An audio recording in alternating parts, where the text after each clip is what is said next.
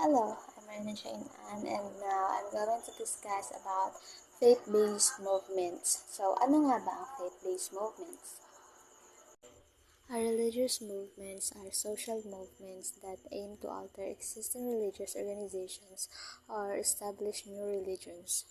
Faith-based movements is an organizations whose values are based on faith or mga paniniwala, which has a mission based on social values of the particular faith, and which most of them draws its activists rather from a particular faith group. So faith in actions believes that people should have a say in the decisions that affect their lives sa pamamagitan ng faith-based community organizings, or they equip people to put their voice and values into actions in their communities in the larger society. So, isa sa mga halimbawa ng faith-based movements na nandito sa Pilipinas ay ang Student Christian Movement of the Philippines, or mas kilala sa ECMP.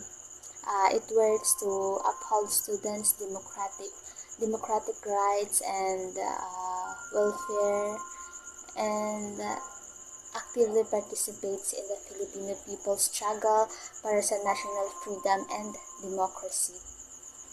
So, ang SCMP ay itinatag noong December 27, 1960, born of a National Assembly of 57 delegates representing the 52 SCMP units all over the country. So, nakatuon ito sa hamon ng pagsasakatuparan ng transformasyon at liberative na aspeto ng pananampalatayang Kristiyano sa pagkakaisa at paglilingkod sa mga inaapi that lead to the Christian student to a real weekend relevance on campus and also in the church and the wider society. The aims of this is to immerse with organize and mobilize Christian youth and students and involve them in the people's struggles, also to support, participate, and articulate within the outside the academic community na struggle for social change. Holiness movement. So, when we say holiness movements, it is a Christian religious movement that nagsimula noong 1830s and arose in the 19th century among Protestants. Protestant churches in the United States that is characterized by adoptions of sanctification centering on a post-conversion experience. Naniniwala ang holiness movement na ang ikalawang gawa ng biyaya, or ito yung ikalawang pagpapala, ay tumutukoy sa isang personal na karanasan kasunod ng pagbabagong buhay kung saan ang mga mananampalataya or nananampalataya ay nalinis na mula sa orihinal na kasalanan.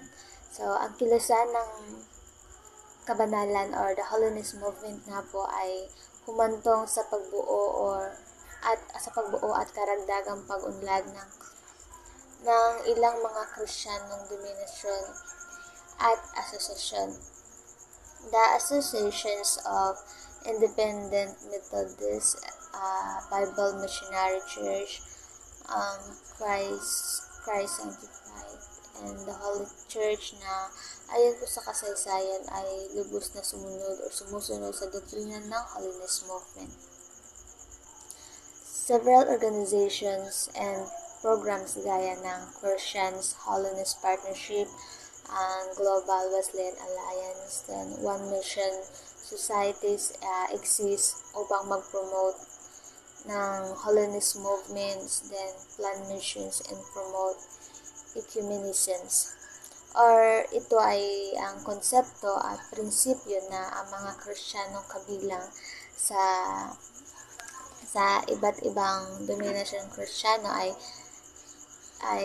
dapat magtulungan upang bumuo ng mas malapit na ugnayan between sa pagitan ng kanilang mga simbahan. at upang maitaguyod ang pagkakaisa ng mga Kristiyano. So that is the holiness movements. Good day, ma'am. I'm Ivy Lorraine Ganya. Today, I will tackle about Christian modernism and social gospel.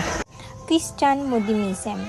It is a movement that interprets Christian teaching by taking into consideration modern knowledge, science, and ethics.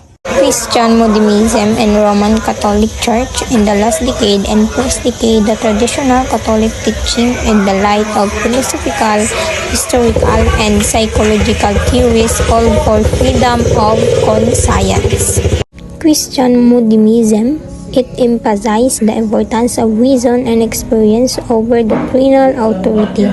Liberal Christians view their theologies as an alternative to both atheistic rationalism and theologies based on traditional interpretations of external authority, such as the Bible or sacred tradition. The social gospel is a social movement within Protestantism that aims to apply Christian ethics to social problems, especially issues of social justice such as economic inequality, poverty, alcoholism, crime, racial tension, slums, unclean environment, child labor, lack of unionization, for school, and the dangers of war.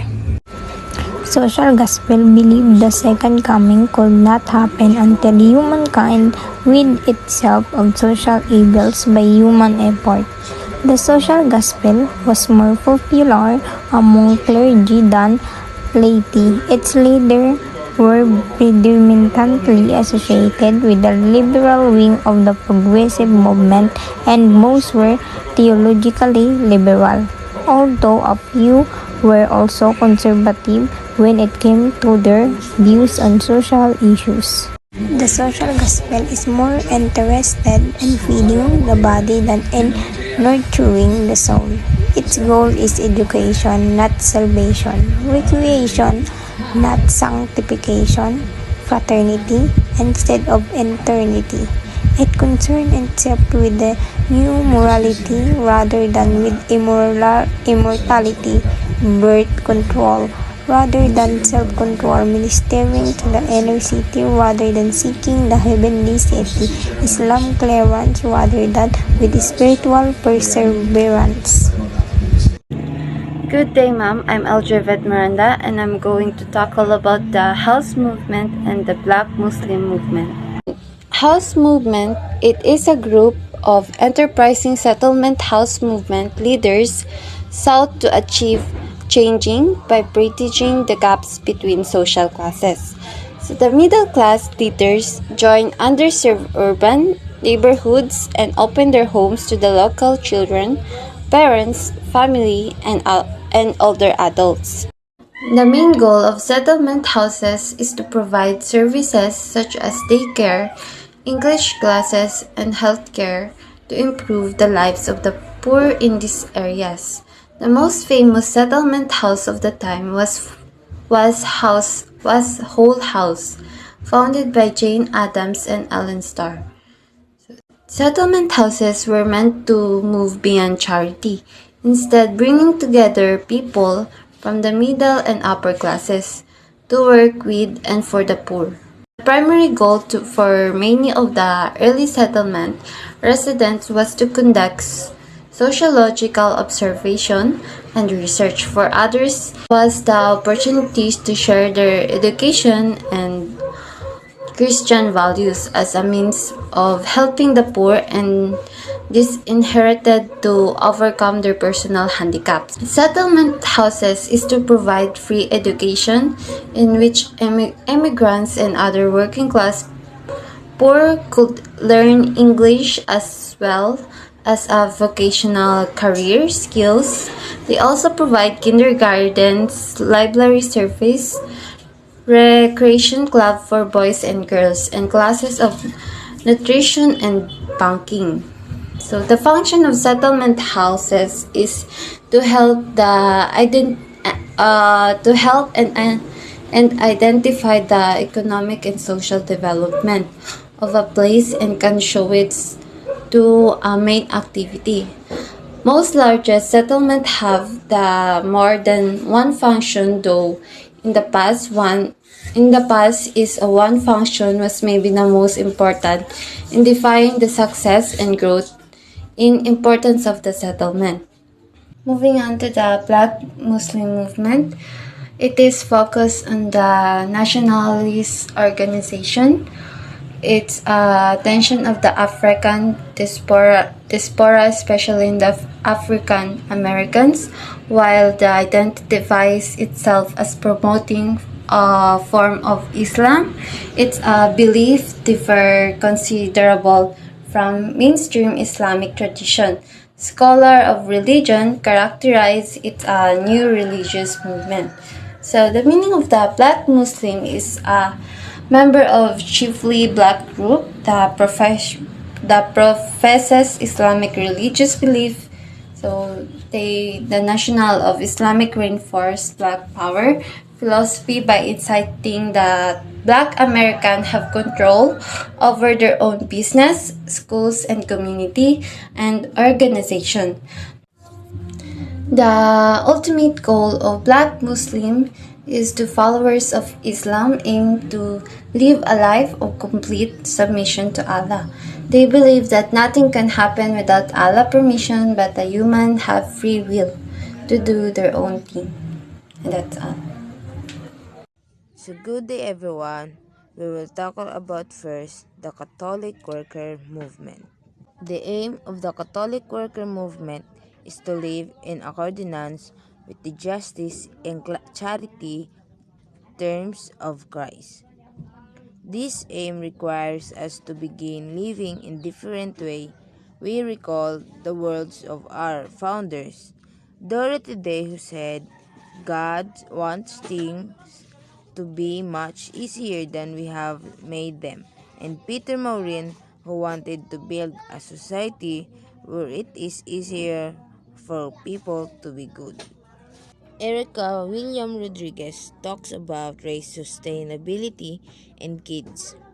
Erica William Rodriguez currently assists a Little Flower Catholic Worker, a sustainable farm in Virginia. Some of her works includes raising children, supporting microsolars development in Puerto Rico, and running Cenerity. 28 Catholic worker in Midway's Faith and Resistance Gathering announced, Hello CAW friends, we are delighted that the Madison, Wisconsin has been invited to host the 28th Catholic Worker Midwest Faith and Resistance Gathering. Can you please consider saving the march? Get to know that the Catholic Worker Movement. Biography of Peter Maurin. The Life and the Spiritual of Dorothy Days. A brief introduction to the Catholic Worker Movement. Dorothy Day, a saint for our age, Peter Maurin said, we must make the kind of the society where it is easier for people to be good. And also Dorothy said, good day, good day. God meant for things to be much easier than we have made them. Now, we will talk about civil rights movement. The civil rights movement was a nonviolent social and political movement and campaign from 1954 to 1968 in the United States to abolish legalized institutional racial segregations, discriminations, and disenfranchisement throughout the United States. The civil rights movement was a struggle for social justice that took place mainly during the 1950s and 1960s for Black Americans to gain equal rights under the law in the United States. The Civil War had officially abolished slavery, but it didn't end discrimination against Black people.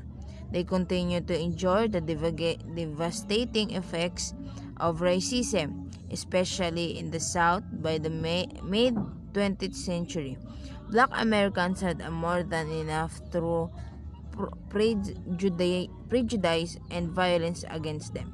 They, along with many white Americans, mobilized and began an unprecedented fight for equal that spans 2 decades. During Reconstruction, black people took on leadership roles like never before. They held public office in South legislative changes for equality and the right to vote. In 1968, the 14th Amendment to the Constitution gave black people equal protection under the law, and the 1970, the 1915th Amendment granted black American the right to vote. Still, many white Americans, especially those in the South, were unhappy that they once enslaved were now unmoral. Thank you everyone for listening to my topic about Catholic worker movement and civil rights movement. Hope that you learn a lot. Thank you everyone. Have a blessed day.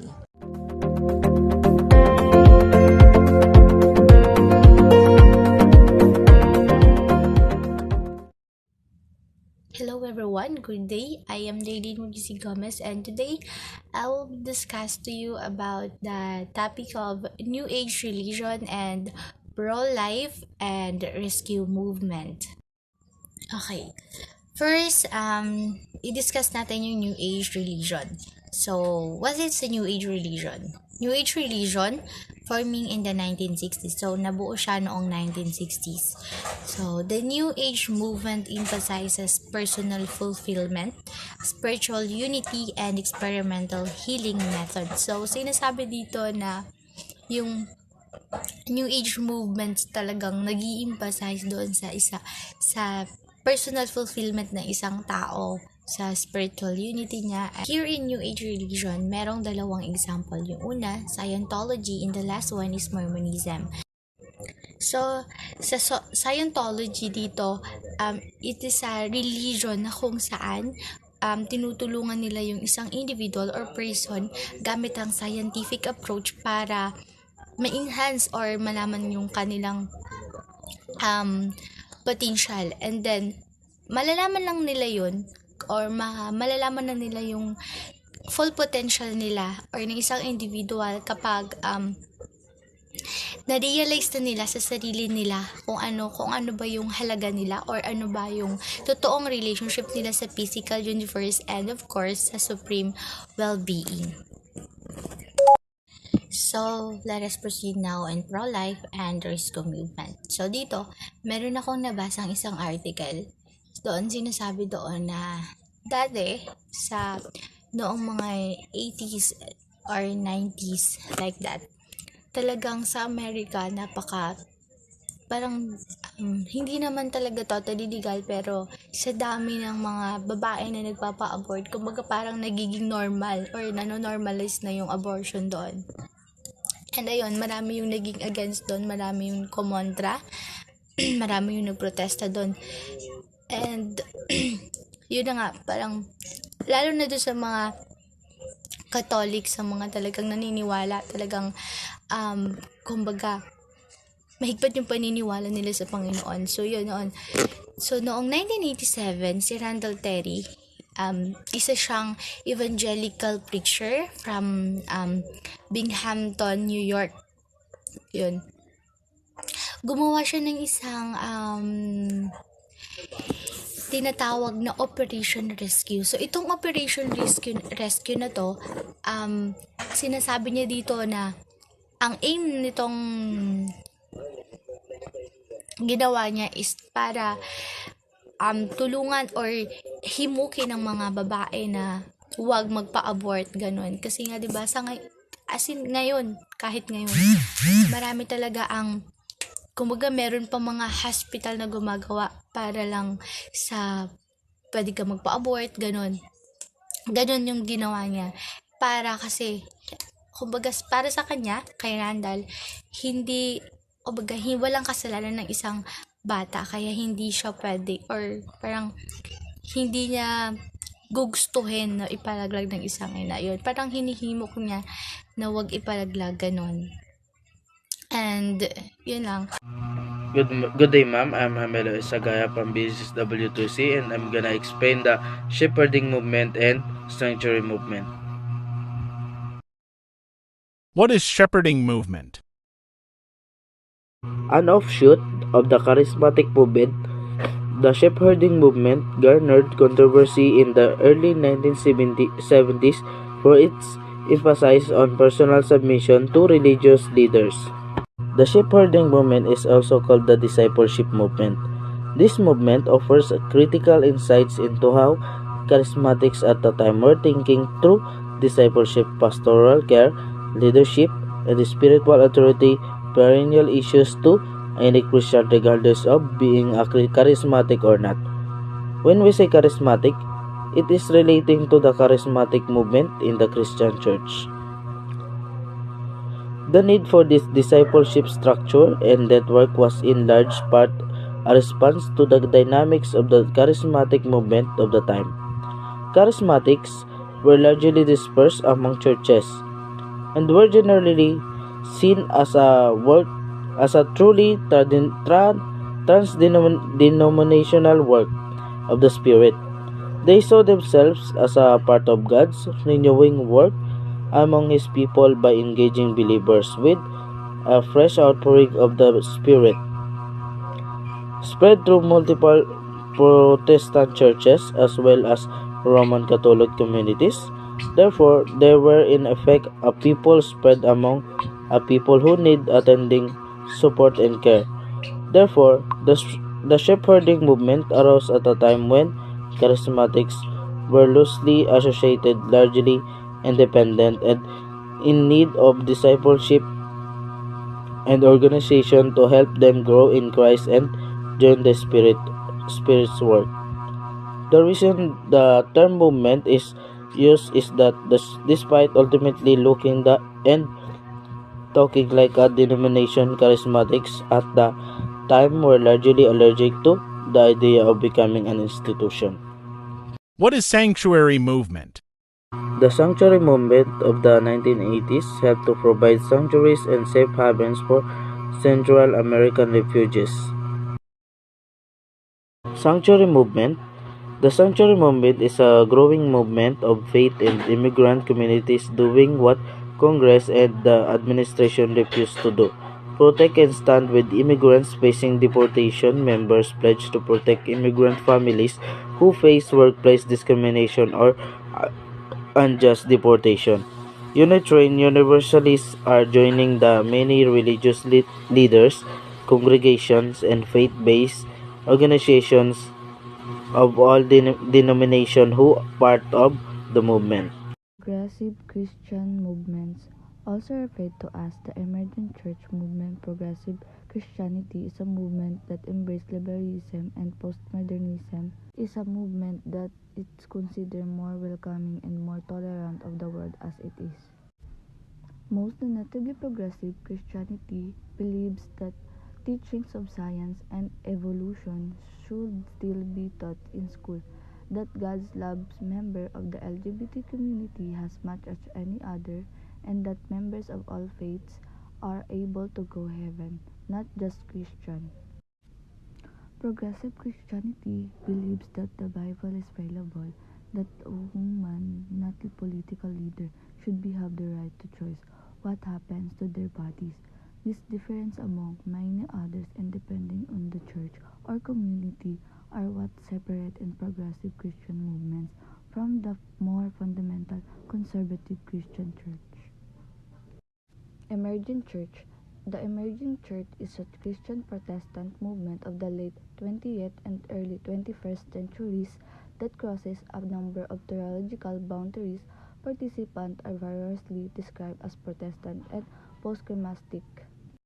Emerging churches can be found throughout the globe, predominantly in North America, Brazil, Western Europe, Australia, New Zealand, and Africa.